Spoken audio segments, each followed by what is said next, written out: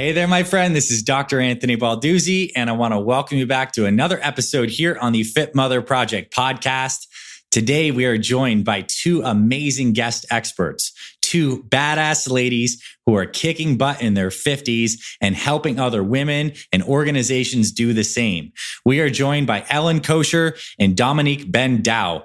Both of them are living in Switzerland currently, and they are the authors of the new book, Wake Up, Shake Up, Thrive, How to Lift Up Your Life in Your 50s and Beyond.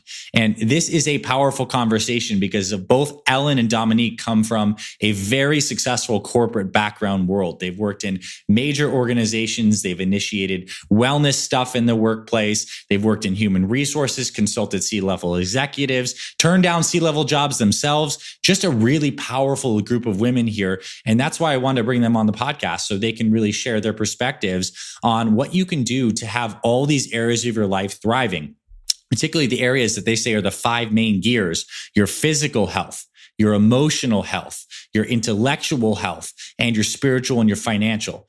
They've written this new book that basically helps you assess these five areas and realize that when you're in your 50s, you actually have advantages, distinct advantages in all these key areas. And you can really just tune things up and get your whole life spinning so that you feel that you're thriving. And because you're a part of our Fit Mother community, I know this conversation you're about to hear is going to deeply resonate with you, because these are women who are really just walking the walk, talking the talk. They know what it takes to produce results, and they've come up with some really powerful and simple and fun frameworks on how we can approach thriving in our 50s and beyond. And a lot of it comes down to mindset, just like the stuff we talk about inside the Fit Mother program. So I want to read their bios really fast because they are very impressive women, and I think it's just worth reading so you know who you're about to hear from, and then we'll get into this episode. So Ellen Kocher is an economist and certified workplace wellness consultant who holds a master's degree in health and wellness coaching. And following 10 years as an executive in finance, Ellen made some major lifestyle changes and has dedicated the past 20 years to walk her talk through workplace well-being and promoting a holistic approach to eating, physical activity, health, resilience, and self-care. Ellen has coached hundreds of individuals and organizations on how to make sustainable lifestyle changes and empowering them from knowing what to do to actually doing it. And most recently, Ellen's work focuses on the 50-plus demographic, including her recently released book, Wake Up, Shake Up, Thrive, which she wrote with Dominique Dhaou. So Dominique is a Swiss national who's been working in the human resources leadership roles in international organizations for over 30 years. She has experience in 12 different industries across multiple continents, and she's the founder and managing director of Point North International, where she helps consult professionals and executives to reinvent a career that truly fits their experience, values, skills, and purpose. And her passion for untapped potential goes far beyond conventional human resources practices, and that's why she recently wrote this book with her friend Ellen. So what you're going to get out of this conversation is just inspiration. First off, you're going to see two women who are absolutely walking the walk. They both went through really life and career reinventions after realizing certain aspects of what was going on for them was a little stagnant. And they have the exact framework to follow on how to coach yourself, on how to receive coaching, and how to really have the right perspective that allows you to thrive in your 50s and beyond. So without further ado, let's get into this amazing conversation with Ellen and Dominique from Wake Up, Shake Up, Thrive. All right, Dominique. All right, Ellen. Welcome officially to the Fit Mother Project podcast. I'm so happy to have you both here. Thank you very much. Nice to be This with is going to you. be fun. Yes. As I was mentioning before we hopped on, it's like we have a party on this podcast. Most people listening are used to having two people, but now we have three. And this means we're going to have even more fun, and we have even more wisdom coming down the pipeline. And I know a lot of people from listening to the intro are going to be eager to hear about both your strategies on how you found to live a life after 50 that is thriving in all these key domains in life. And you both are a wealth of experience. So before we get into your new book and everything around that, I would love to hear some background information on both of you. So Dominique, can you please introduce yourself to our listeners, a little bit of why you're in this work right now, and of course, how you met Ellen as well? Sure. Perfect. Thank you very much, Anthony. So my name is Dominique Dhaou. I'm Swiss.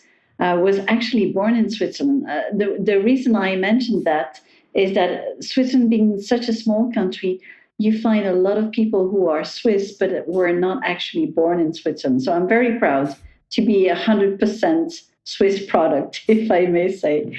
I've got 30 plus years experience in the corporate world, having had different leadership positions in human resources, mostly in large companies, but also in smaller ones. Being Swiss, I've been very early on in my career offered the opportunity to work in the US, in Eastern Europe, in Africa. And over my 30 plus years experience, I've traveled the world, which is great because travel is one of my passions since I'm a little girl. So I was very lucky to have the career that I was dreaming about without even knowing it when I was a teenager. A few years ago, when I was 51 and a half years old, I took the decision to resign from my C-level position and just to give myself the space to take the right decision in terms of my career.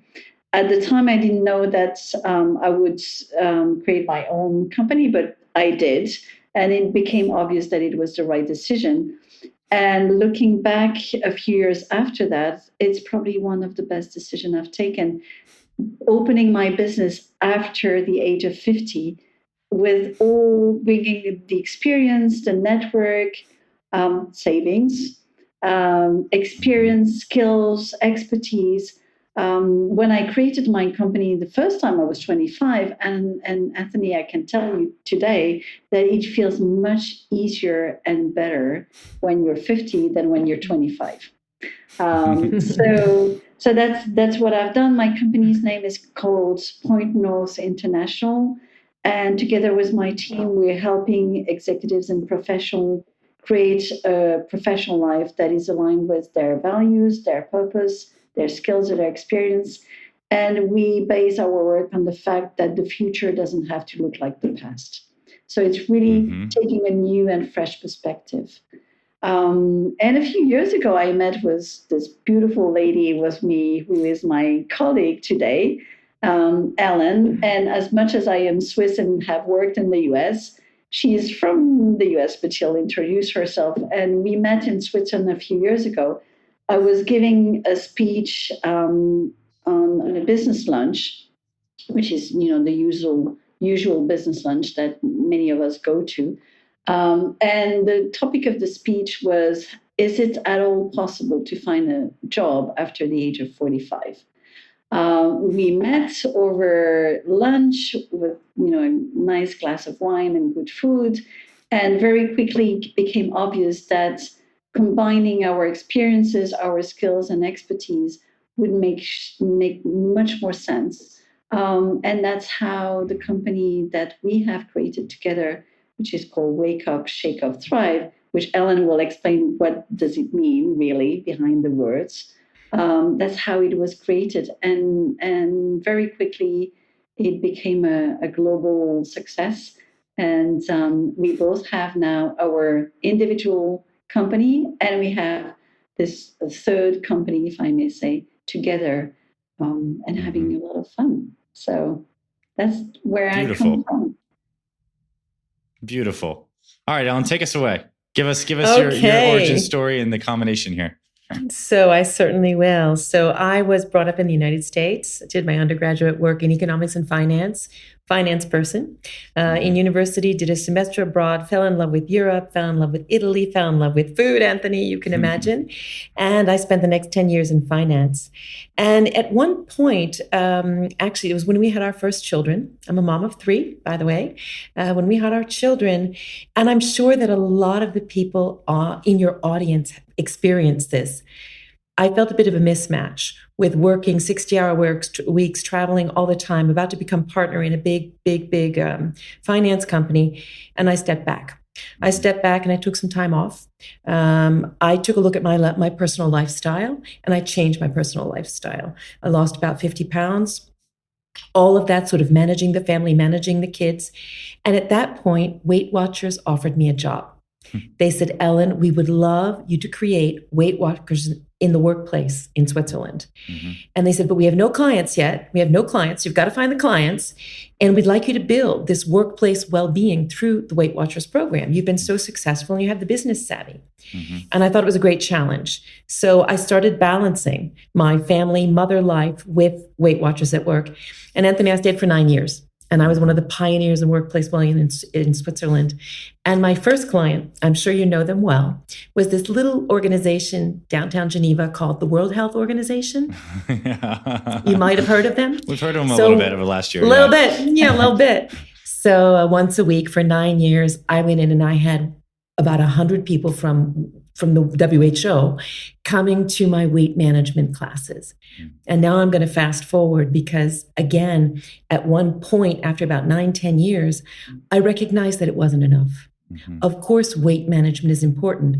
I managed to lose that weight and I haven't weighed myself since. I'm still the same weight, the same active, etc.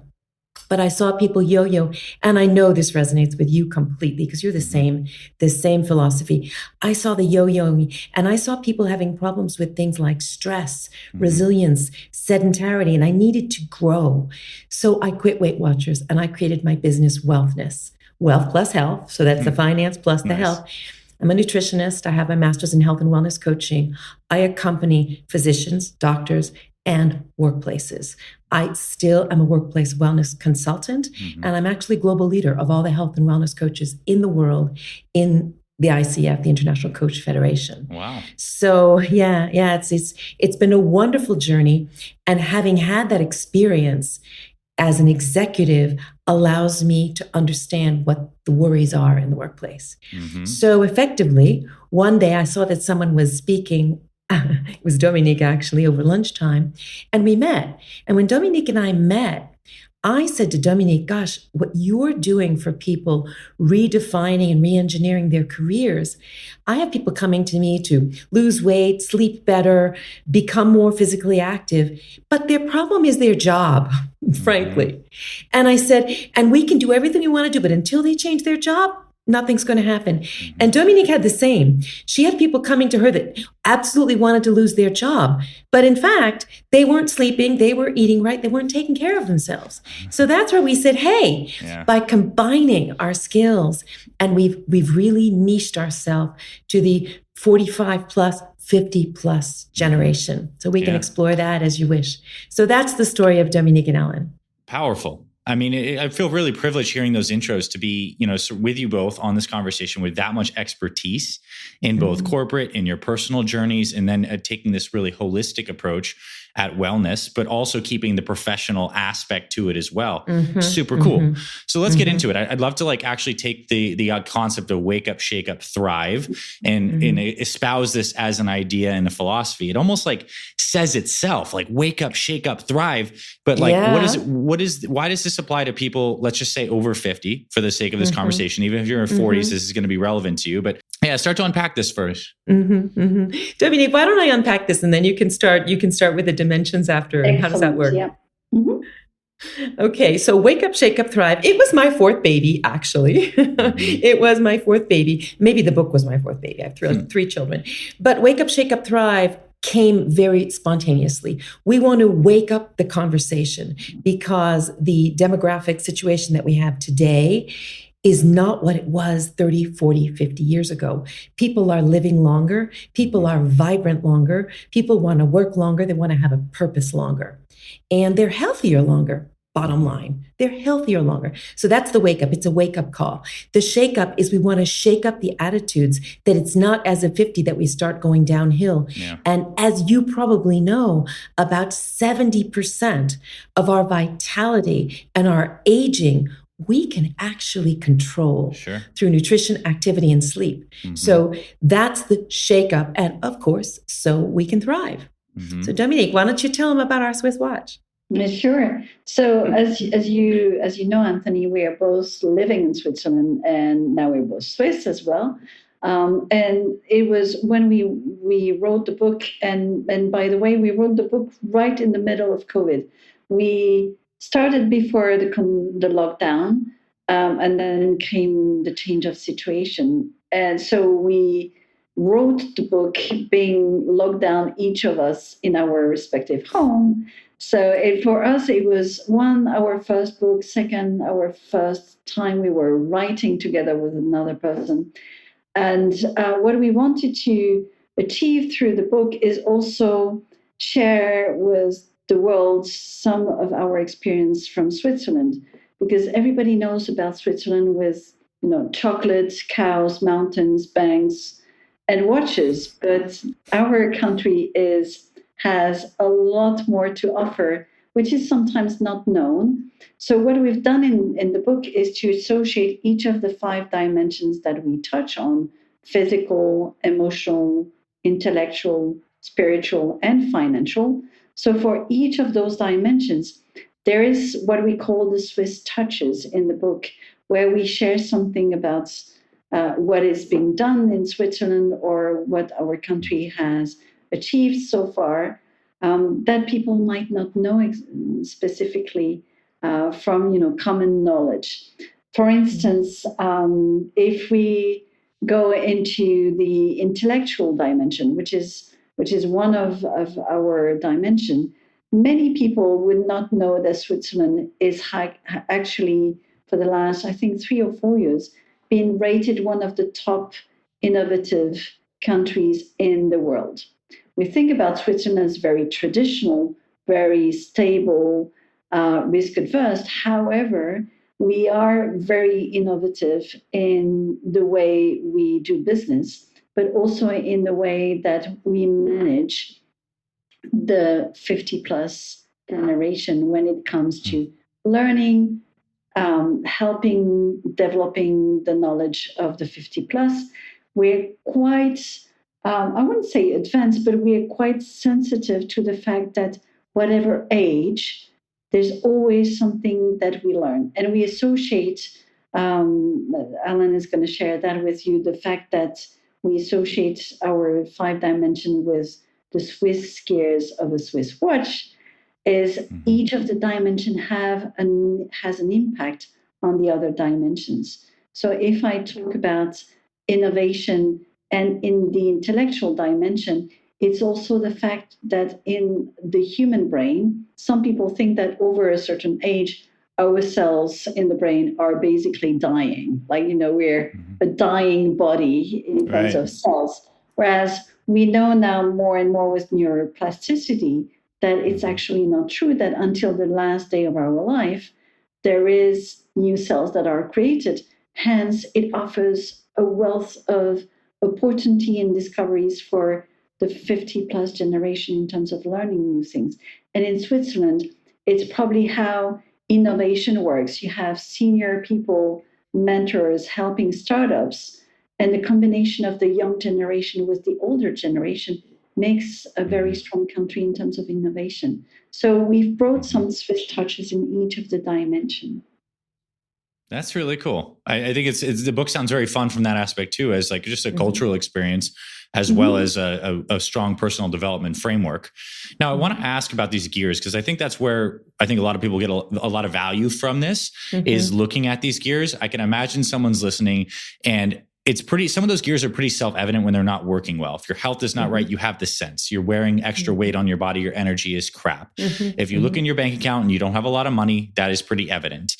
And emotionally, we can feel intellectually, I think intellectual is an interesting one, because many people, I think, when they don't have these other areas right, are not pushing forward naturally to expand themselves intellectually per se. And then spiritual is mixed up in all of this. So where does someone start? Are there some gears that you think turn first, that turn other gears? How do you begin to have someone who feels like they have a couple deficits in several areas to begin to wake up, shake up, and eventually thrive? I think I'll take that, Anthony. Thank you for that question. It's great to hear you speaking in gears, because we speak in gears. We really do. We say, okay, where are we at with the gears? What we like to do, and this is something that we have a resource on our website that people can actually go to and do a little self-assessment of each one of the gears. Okay. So we ask specific questions. And what's important to know, of course, we always start with the physical dimension because we feel it's the base camp. We always start with that. But people might quickly recognize that they're actually pretty well set there. And like you said, they actually feel it. They know something's off, but they don't know where it is. By doing this self-assessment, they can already determine where they might want to begin. So that's how we start. We do most of our programs in the workplace, and we come in and we start by doing what we call a checkup. And in each of those dimensions, they rate themselves on a scale of 0 to 5. And those dimensions where they rate themselves lower, they might prioritize there. What's really funny, Anthony, and what's happened, what we've noticed a lot with working people is with people is that we'll often start by doing these checkups. They'll do the 5 checkups and they'll come to us and they'll say, okay, I'm going to start in the spiritual dimension, which is really about purpose. And you can imagine, we've seen it with the Great Resignation. We've seen it with the quiet quitting. People over 50 assess and reassess their purpose at work and in life. A lot of change. They often motivate change, trigger change as of that age. And what's very interesting is when we actually start going deeper and we start unpacking each one of the dimensions, they often switch. They go, oh, I actually thought financial was good. Let me give you an example. I thought I was all set financially because my budget is fine. But when you actually talk to me about being open and having open conversations about money with my partner, with my parents, with my children, I'm really not doing that. And actually, that's something maybe I want to think about. Yeah. So each dimension, when we start to unpack it and get into the details, people we raise their awareness about where they're at.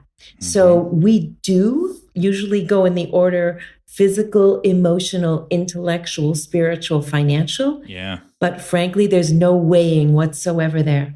How does that resonate with you? Strongly. Yeah, it makes a ton of sense. I mean, you're speaking to a movement of ladies here on Fit Mother that know that the physical, when strengthened and made more aligned, changes all of these other factors. And it's in interchanging with how to change your physical, you must come face to face with your emotions, right? I mean, exactly. As it relates to your food, your self-talk, your self-worth. So like those things are clearly one and the same. And then when you're thriving from this good base, it's easier to pursue your career intellectually or learn more, because vitality gives you a sense of energy that you can go and pursue purpose. And then when you have purpose, you feel more spiritually fulfilled. And when you're more spiritually fulfilled, you're able to thrive financially by creating and exchanging value more effectively. So I see how the piece comes together. My question is this. So someone is listening to this, and I do recommend everyone goes check out your assessment. There'll be links in the show notes. And we'll send that out as well. It's going to be all over wherever you're listening to this to take that assessment. Someone gets an assessment and then they have an idea of an area they want to work on.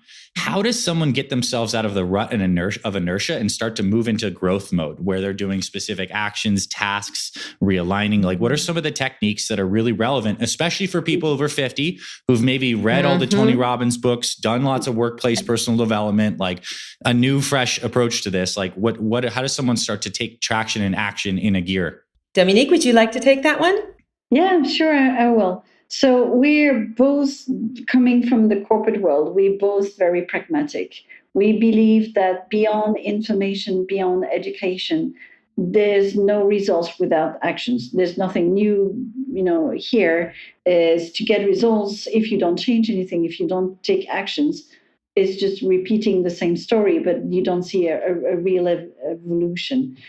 So we have, for instance, in the book, at the end of the book, we have our readers will find what we call a Thrive Guide, where they get tangible, easy practices, tools, techniques that we have accumulated over decades of experience, where we know we've tested ourselves, we know that it works, and we know that it's appropriate for the 50 plus, whether physically speaking, intellectually speaking, but it's also to shaking up their mindsets that to be 50 plus is also an advantage in many ways. And we work a lot on bias, preconceived ideas that you're too old to do this, or your time is over to do that. But we've seen in practice that, yes, you can fall in love when you're 79. Yes, you can create your business when you're 65. Yes, you can change job and be still in corporate at the age of 58 or 62 or whatever. It's to go beyond what people think is the truth. And we simply ask them, well, give me data, give me input there. Is that really true? Or is it your perception of the reality? And are there other realities that prove to you that there is another way to do things? So we, in the book and in our workshops, or when we work with companies to help them manage that generation, integrating them, we give very tangible, pragmatic recommendation on how they can transform the information into real results. If I take emotional, for instance, the emotional dimensions, of course, is something that everybody will recognize as important, even more today, in a world where you have uncertainty, anxiety. There's a lot of questions about safety, economy issues. We're surrounded by question marks, basically. So, of course, fears come up at the surface, and emotions are coming up much quicker, including at work. Now, to be 50 plus is actually an advantage when it comes to emotional intelligence, because we've gone through a number of experiences, ups and downs. We've resigned, we've been fired, we've restructured, we had babies, we moved, we potentially lost parents, and so we went through life experiences that has over the years strengthened our ability to cope with emotional ups and downs. And sometimes we don't feel that's really a plus. For us, it became normal. It's just the way we are, but it's not that normal. And that's something that we can also help other generations to cope with. So here we see a real interaction or impact between the emotional dimensions and the intellectual dimension, where you put emotions at work, plus the fact that when you want to grow your brain, if I may say, or if you want to make your brain fitter, what you need is to trigger new habits, new learnings, and so on. And working with other generations is a great way through mentoring or reverse mentoring to have that combination of, this is what I've learned from my emotional intelligence, and this is what I can show to you in terms of capacities, abilities, experiences from both generations. So we work a lot about bias, fears, and the interlinks between, let's say, the emotional dimension and the intellectual dimension. Yeah, powerful. And I think what seems very evident to me is it is really important for people in the 50 plus to plant that flag and own it. Like as the meta mindset and meta framework here, to start to actually look and maybe ask yourself, where are my advantages in all these categories, physically, emotionally, intellectually, spiritually, financially, and know those, make them very conscious, because that gives you a lot more power, I think, to go translate that into action. I'm wondering, Ellen, if you could speak into if you see that there are common patterns or behaviors or mindsets that keep people in their 50s stuck. Like what separates people that are in the thriving versus people who are just kind of in the getting by, or maybe a couple gears are spinning? Are there very obvious patterns, mindsets, or even just actions or habits in any of these main domains that are keeping people super stuck? Yeah, I would say that honestly, the first thing is mindset.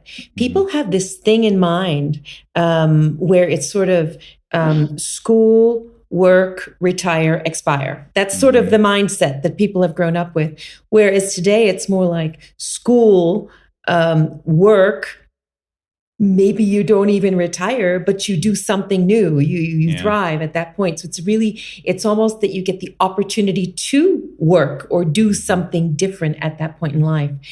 People are stuck still in the old mindset of retirement, and it's a downhill. And you know that physically, there's no reason that you have less muscle mass as you age. You will naturally have less muscle mass. But if you work out, if you actually take care of that muscle mass, and there are specific things. So the first thing is to shift that mindset. And we do that through information. When people understand that simple thing that I just spoke about, that you can actually work against aging muscle mass, Yep. keeping your muscles as fit. My muscles are more fit today than they were when I was 21. I wasn't working out when I was 21. We were just growing, and that was enough.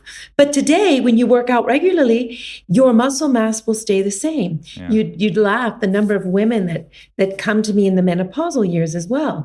They say, I've gained weight because of menopause, or I don't burn like I used to. And in fact, the minute we get them eating right, sleeping right, and exercising right, all the gears fall into place. Yeah. But it is important to recognize that certain things change. So what we do is we try to highlight, and some people just don't know that as of 50, there are certain things that change. For example, with sleep, again, a simple example, we tend to go to bed earlier and wake up earlier. That's our body clocks. Yep. If you fight that, you might not sleep well. So you see, by working between mindset and information, people have aha moments, and then they can move on. So it's just nudging them out of that space of discomfort. Yeah, really well said. And what came to me as you were sharing that too is this idea of a little bit of grace, like grace in the sense that like these bodies like we can maintain your muscle mass through conscious action and good eating. Yet at the same time, we do have some level of degeneration that just happens naturally. Like the skin, collagen will break down, we'll get some wrinkles, the knees might not be the same as when we're 21. And that is perfectly okay. Like accepting that and still working within what is your new normal. Embracing it even. Yes, embracing it. Yeah, embracing it and creating a new normal and new possibilities working around that. Okay, so maybe you can't squat as much as you could when you were 21, but you can do something completely different and better. Exactly. And still just as invigorating. I think we're looking for that feeling of engagement with our lives, right? Yeah, it's really funny because you reminded me of something. I was giving a menopause in October was World Menopause Month, and I give a lot of awareness sessions, believe it or not, Anthony, diversity, equity, and inclusion sessions in the workplace. And now I've integrated andropause. And we were talking about that. And I said, so I do this course, andropause, menopause. I mean, we've got to be equal. Yeah. Anyway, to make a long story short, we talked about weight. And I said, my weight hasn't moved by more than a pound for 20 years. I said, but it's shifted. And I said, I don't wear hip huggers anymore. And the whole room laughed. And I said, but that's what happens. So what? I said, I'm the same size, but I can't wear the same clothes. I said, that's just the way it is. Right. It happens. When you know it, you can embrace it. And that's fine too. I'm glad that high-waisted pants are really in this year. Totally, right? It's working to our advantage. And then you're finding that. That's beautiful. I love that. All right. So let's keep on talking about this. How does someone find the courage to make a career pivot? And I specifically want to talk about someone who has some of these gears turning, but there's this idea now that we're living in this beautiful information age with the power of the internet that we can create lightweight businesses quickly with ideas. The tools are there and you have this experience from a corporate job and you want to do something different, maybe be your own boss for the first time. How does someone get the courage or the initiating energy to make a pivot, the courage and the clarity, I guess? What's the process of doing a total career shift or pivot? Dominique, tell them about the entrepreneurs. There's basically two main instigators behind that. It could be either that the situation is too painful and the person really has to change because it became just not bearable any longer. And the other one is that people would change because they're inspired by somebody else who has done the change before. Obviously, we don't want to go into something that is so unbearable that we have to change. However, our job is to show them that, yes, it's possible, that it's not a question of age. I had clients who come to me at the age of 26 and they say, you know what, I'm too young, I'm too unexperienced. I have not enough of this or not enough of that. And then I have people that are 49 or 48 or 56 as well, I'm too old or I'm perceived as being too old. It's not a question of age. As we just ran a program recently with Ellen, which was called Age is Just a Number. And that's very true. It's just a number. We had a number of people who, because they were inspired by other people next to them, for whom it worked to change career, either to move out of corporates into entrepreneurship or to move from one job to another, or to hybrid type of work. And it actually worked despite or because, and I would emphasize on the because, they were 50 plus. And that worked even better because they were 50 plus, because they brought to the world experience, wisdom, sense of humor, because we're not, we're really cool when we're 50 plus, and we have, a lot of fun. And because we bring the experiences and the methodologies or the techniques or life experiences and the network that helps in business, in any industry, in any part of the world. Right. So it's to shift the branding in terms of I'm old, so I'm going to be expensive. I'm adverse to change. I'm not good with digital tools and so on. All the the reasons that we hear too often. To I'm older, I'm wiser, and I bring experience, network, solutions, and so on, resilience, and that's going to be helpful. So it's a question of branding, but usually it's because they've seen that it worked for other people and they're encouraged to make the jump. The idea is not to jump off the plane without a parachute, is to get ready for it, to get support, to look at values, strengths, talents, and how to brand that and communicate about that. And it does work, whatever the age is, and the older the better, I would say, because it really is a competitive advantage. Research shows that the entrepreneurs that are over 50 have 5 times more success being entrepreneurs than younger people. How cool is that, right?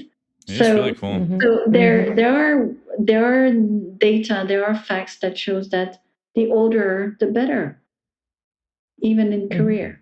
Nice. Like a good Swiss cheese, just to bring it back to Switzerland. Yeah, right. Totally. All right. Yeah. Ellen, I'd like to ask you about the physical domain too. Like we work with many people in the workplace, out of the workplace, that have busy schedules. And I'm sure you found a couple like keystone habits or behaviors that really move like big levers for people when it comes to their routines. What would you counsel someone who's in their 50s on like the important things to check the boxes on a daily basis or a weekly basis as it relates to their physical well-being? It's a very, very good question. So again, I want to just come back to a question you asked a little bit earlier, which was, how do we go from knowing to doing? Because we know a lot of this stuff. And to go from knowing to doing, I do believe in the power of coaching. I do believe in the power of coaching, which is empowering the individual. So I coach C-suite, and that's where we always start at the top, because then they can model the behavior down for the rest of the organization. So C-suite, obviously the number one issue today, and by the way, most of them are around 50. Or over 50. So it's really the audience that we're looking at. Half men, half women. The major problem, 70 to 80% of the population, is stress. Yeah. That is the issue. Now, as you know, again, it's just another gear, right? We've got to add to this. So in the 3 dimensions, number 1 is sleep. They definitely, it is underrated in the corporate world. So I always start with sleep. Like a baby, if the baby sleeps well, then they eat well and they're happy. Yeah. The other way around doesn't work. Of course, it's a double-edged sword, because if you don't sleep well, you're more stressed. When you're more stressed, you don't sleep well. So we really have to nip it in the bud. So we like to put in some sleep routines. But even just saying one thing, I'll give one tip that might shift the mindset on sleep.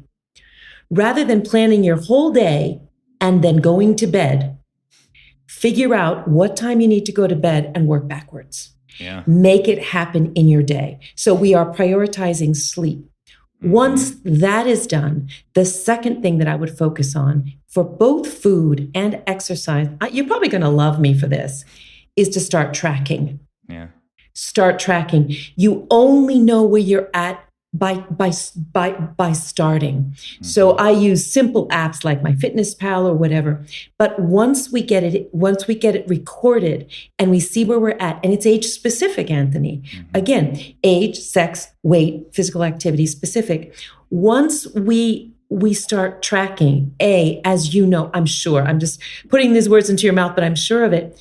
We've raised our awareness and we can go, hey, look, that's what's going on with me. And we've been discussing what we're supposed to be doing, but we want to go from knowing to doing. So by having the tracking, we can say, okay, so what are we going to do about that this week? And we can break it down into micro objectives that they've come up with.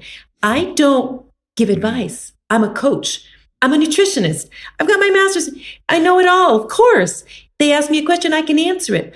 I'm not there to advise. I'm there to nudge. I'm there to find how they can get from point A to point B. So in the physical dimension, I'm going to add one more Swiss touch here. Something you probably don't know. Swiss people eat more chocolate than anybody else in the world. How cool is that? Yeah, I mean, it's beautiful. And I don't know what the health of people in Switzerland is, but I imagine it's decent outside in the mountains. Like, it's a European country. We have the highest life expectancy in the world. We kind of struggle with Japan and the highest happiness index in the world as well. So that's why we used it as like, we're like, you know what? There's something to this. Yeah. Absolutely. Really good. Now, what about someone who's going at this alone and doesn't have a coach? Can they go through this kind of like didactic self-guiding process by themselves? Like how does someone take this conversation today and start to ask powerful questions if they don't have the benefit of a coach? Although now they know you both exist. So that's cool. Like they can come find you and there'll be links as well. But for someone to get started, tell me about the self-directed I will say aspect. something quick, and then Dominique, please, I want you to add your grain of salt. I recently wrote an article on exactly that. Over the summer, I said, learn how to coach yourself. I will give you the link to that article because I have about 5 self-questions that people can, I teach people to coach themselves as though they were their own best friend. And so when you've got your tracking, to actually turn it around to yourself. I will give you the links to that article because I think it gives some really good specific points. Dominique, what would you add to that, hon? I would say that it starts with awareness, and you don't necessarily need somebody to raise your awareness on any of the dimensions. So you can start with our book. You can go and visit our website and have the quiz. But it starts by being aware of where you stand and where you'd like to be. And then I'm a big fan of the one step at a time methodology. I think it was Einstein who said about riding a bicycle is that the only way to stand or to continue make the bicycle work is to actually continue pedaling. So one step at a time, and we'll make sure that you're going one step towards where you want to be in any of the dimension. And it doesn't have to be tough. It doesn't have to be a major change. It's one little change at a time, maybe to trigger your brain, neuroplasticity, is to take another route to go to the usual place or brush your teeth with the left hand if you're right-handed. There's many small things that anyone can do at home without a coach and yet move one step closer to their destination and where they want to be. Same today with technology. We have ways to, be more aware of how we feel. There are apps like the mood meter where you can know, you can get used to put a vocabulary behind your emotions and actually name them. There's many things that people can find that are either for free or very affordable. And you can always find an accountability partner, a buddy, a friend who is going to be there for you without being really actually a coach himself or herself. For sure. And I think it's baked into the human spirit, the power of doing things together. I mean, it's no surprise that you all wrote this book together, met each other together, here on this podcast together. Like there's a lot of empowering energy with togetherness. I want to ask a specific question around this idea of one step at a time. A lot of people understand that. What about how many domains at a time? I'm going to reflect on my own personal life. I think when I feel stressed, it's because I feel like I'm spinning too many plates. And I think I can spin like 2 to 3 plates. And what I mean by this is maybe like I've had more than multiple businesses in the past, and I've had too many businesses, and I had to like back out of those because it felt too overwhelming. As it relates to these gears, if someone wants to make a change, is there a sweet spot for how many gears someone should tackle and work on? Taking those steps at a time, like you could certainly do stuff in the physical. Are you also pushing the spiritual intentionally forward with reading, prayer, meditation? Are you also pushing the intellectual? Have you found any problems with people trying to do too much? Is there an amount of focus in these gears? Let's speak to that, because we want to do it all, right? But there's obviously a process that's a little more methodical. So please speak into that. I would love to speak to that. We actually have people use a personal tool, and I'm going to explain it to you because it's very, very simple. You draw a circle, like we call it the circle of, you could call it the circle of life, circle of anything. And within each dimension, and we do this in our workbooks, and we do this in our book, actually, we give the instructions for this. They divide, well, let's just take the example, food, exercise, sleep. So you've got 3 pieces of the pie. So we ask them, first of all, to choose which piece they want to start with. And let's say they choose exercise or sleep. Let's say they choose sleep. Then we take sleep and we make a circle for sleep and we divide that down into pieces of the pie. And we have them whittle it down until they say, oh, that's going to work for me. Now, let's just say we've whittled down the sleep and we're the pieces of the pie. We've got sleep routine. We've moved all our tech out of the bedroom. We've got a bunch of things on there. And one of those things might be breathing exercises before bed. Well, look, Anthony, if I'm doing breathing exercises, is that not also touching the spiritual? For sure. Maybe I'm doing a little meditation. So what my point is, sometimes we get double whammies, and that's the idea of the gears but it's always, okay, first of all, it's the individual that is making up the pieces of the pie. And they're saying, that is one that I can do this week, and I know I will not fail. That's when we set a goal. And I know I will not fail. And I know I will not fail. That's an important one. I want to make sure people catch that. It's critical. And I know I will not fail. And the question that the coach will always ask is, what might get in your way? And if they come with something, we just make that pie smaller. We make that piece smaller. And it's completely personalized and individualized. Dominique, what would you add to that? Maybe just from personal experience, what has worked well to your question, Anthony, is to work on the combination of 2 dimensions has worked well for me in the past. Like, activity and emotions. Because when you are active, it raises some hormones, and that is helping in either your creativity or managing your stress. The combination of 2 usually works well. The other thing is to build on what Ellen and you said in terms of making it achievable. Imagine when you say, oh, I'm going to go and climb that mountain or that hill. When you go 1 step, then you discover there's a second phase and then a third one. And when you get on top of the hill, you get a landscape of the next phase. But that next phase landscape, you only see when you have achieved a certain level. So it's to make it achievable, because you want to build success and you want to build a sense of achievement and gratitude towards what you have achieved so far. If you aim for too high, too fast, too big, you're going to get demotivated, frustrated, and you're going to go back to square one. So it's to admit that it's a journey. And once you get to a certain phase of the journey, you might discover another journey, another destination is coming ahead. And that's the beauty of life. If we were to know everything that comes ahead of us, that wouldn't be so cool, right? It wouldn't be so funny, because it's also the fact of discovery and being astonished and being like a kid. It's to get one part of the journey at a time without necessarily knowing where it leads us, but get moving forward. But to your question, I would say it's a combination, and to be open to adapt for the following week or for the following month, and not having like, okay, this month November is physical and that's it, and then December is going to be emotional and that's life doesn't come like that.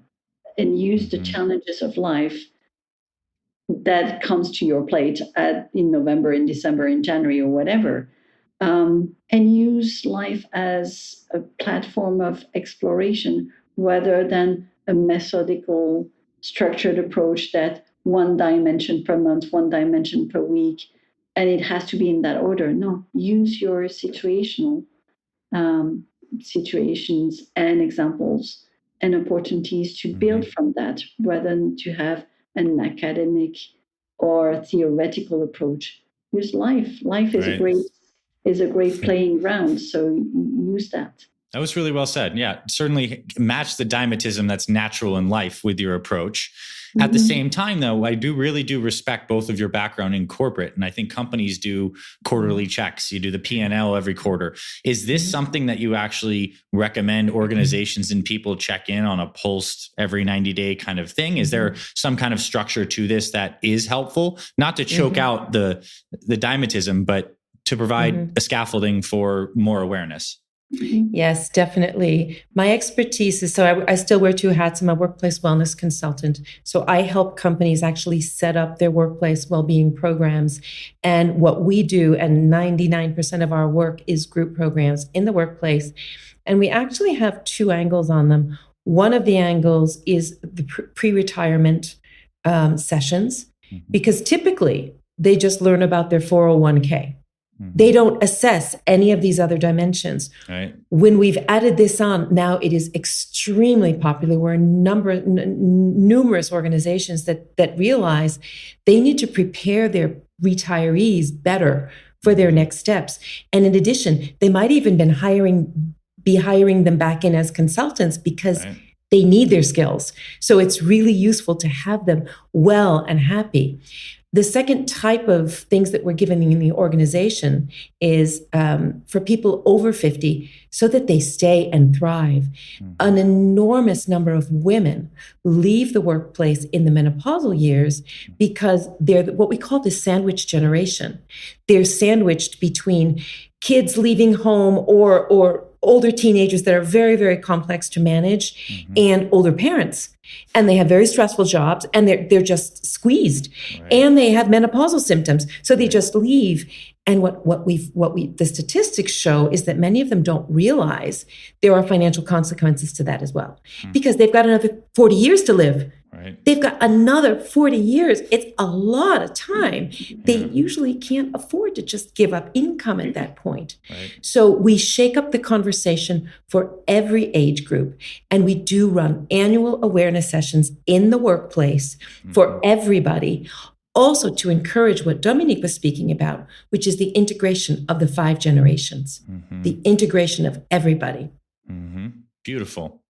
Well, I think this is a nice time of year to have this conversation, and we are going to release this like soon during this holidays pivot into New Year's, which is great timing because I think there's a lot of people listening to this who are still listening right now who are going to be interested in pursuing this more. So I'd love to turn the floor over to both of you to tell them where they can go, whether they're getting free chapters of your book, any kind of specials that you guys have for coaching sessions. Like tell us what's going on in your world and how people can engage with you past this. So people can find a lot of free resources, have access to the first 2 chapters of our book in English and in French. If you have some French Canadian for your Canadian listeners, nice. And that's for free. They can also have, as we mentioned before, the quizzes. So that's on www.wakeupshakeupthriveinoneword.com. They can also find either Ellen and myself on LinkedIn. We are very active on LinkedIn and on Instagram to share tips, ideas, inspiration, nuggets of techniques and tips that they can use right now to make that one step forward. We have a YouTube video channel as well with lots of videos that we've recorded over time. And because we are big fans of Christmas and Thanksgiving coming up, we also have prepared a gift pack where they have a nice, classy black box with the book inside, chocolate because it's recommended for the health and for the emotion. Swiss chocolate. Exactly, Swiss chocolate. So there's plenty of things, but everything can be the easiest way. Is that on your website? If someone's like, I want the Swiss chocolate in the book? Totally. It's on our website. And of course, our book is available on Amazon. In wakeupshakeupthrive.com. And there will be wakeupshakeupthrive.com. There'll be links all over the place as well. Well, this was a pleasure. Thank you both for your time. Very inspiring. And it really just warms my heart that I get to benefit from your wisdom and your experience as a younger man. Everyone listening here gets to get inspired about living a holistic life. And we can really just be good champions together, like what we're doing, what you're doing, that you are not over the hill, that we can kind of like take back this idea that, life starts at 50. I love that. Life starts at 50. Yeah, there's a saying that says before 50, life is just a warm up. Yeah, warm up. This is great. Well, thank you both again so much. Happy holidays to you. Appreciate your time. And thanks everyone for tuning in. Thank you for your time. Thank you. Happy holidays, Anthony. Cheers. Thank you very much.